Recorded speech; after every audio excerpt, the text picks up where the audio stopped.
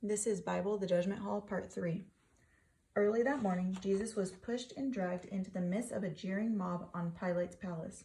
Because it was the Passover feast, the Jews would not go into Pilate's judgment hall, so the governor spoke to them as they stood in the courtyard. And there, standing before this hysterical, angry crowd of religious leaders, was the Son of God. They shook their fists and loudly shouted the worst of accusations as they cursed and swore at him. Pilate was surprised as he looked at the prisoner. He had expected to see a violent and rebellious criminal, but before him stood a calm, quiet, dignified man, showing in his face tender love for those who hated him so. When Pilate could finally quiet the raging mob, he asked the chief priests, What charges are you to bring against this man? What has he done wrong? He's a criminal, a liar, and an impostor, they shouted. He says he's God's son, and he claims to be a king. Then Pilate said, Well, take him yourselves and try him by your own religious laws. But we want him crucified, they demanded, and your approval is required. Pilate was amazed at Jesus' peaceful face and quiet calmness. He thought to himself, he certainly acts like God's son, and he is behaving himself like a king. I'll ask him.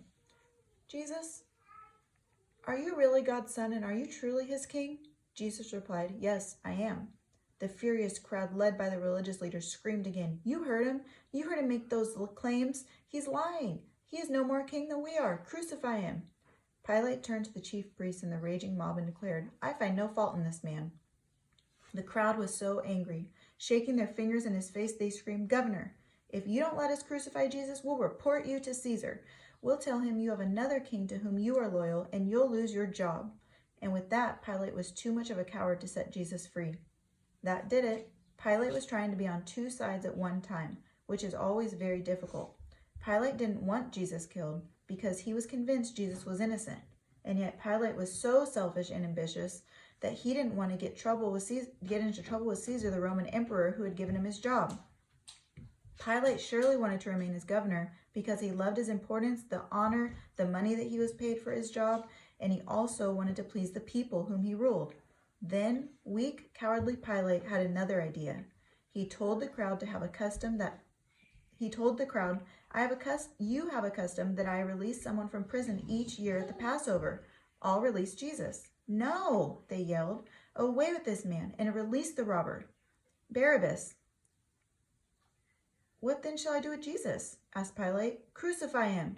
For the third time, Pilate asked, Why? What evil has he done? And their only answer was, Crucify him. So Pilate gave the awful command, Take him out and scourge him. He probably thought if he let the soldiers lash Jesus, that cruel Roman whip, that they would forget about killing him. Bless you. The scourge used on Jesus was a rod with 9 leather straps attached to it. Woven into the straps were sharp pieces of glass, bone, and metal. How he suffered lash after lash fell on his naked back. Soon his flesh was cut to ribbons and blood flowed from his whole body. Hundreds of years before, the prophet Isaiah had said, He was wounded for our transgressions. He was bruised for our iniquities, and the punishment of our peace was upon him. The cruel, hateful soldiers blindfolded Jesus, doubled their fists, and hit him, slapped him in the face, and spit on him, and Jesus allowed them to do it. Then they all began mocking and ridiculing Jesus more than ever. You claim to be a king? All right, we'll dress you up like a king. They draped purple robe around his bloody shoulders, saying, A king is supposed to wear a royal robe, and yes, a crown. But you're not going to wear a gold crown studded with jewels. And with wicked and jeering laughs, they gathered some long, sharp, thick thorns and plaited them into a crown. They pressed the crown of thorns down his sacred brow until blood ran down his face. They made him hold a reed as a scepter. Then they knelt before him in mockery. Hail, king, they yelled. You're not our king. They spit on him again and grabbed him with sticks and beat him on the head. After they had done their worst, they led their bleeding prisoner back to the judgment hall. When Pilate saw him, he brought him out where the people could see him. What a pitiful sight he was. Pilate said, Look at the man. But the crowd had no pity for Jesus. They shouted, Crucify him, crucify him. Pilate was about to let the people have their way with Jesus, but he did not want the blame for putting Jesus to death. So he took a basin of water and washed his hands as if to wash away his guilt. He said, I am innocent of this man's blood.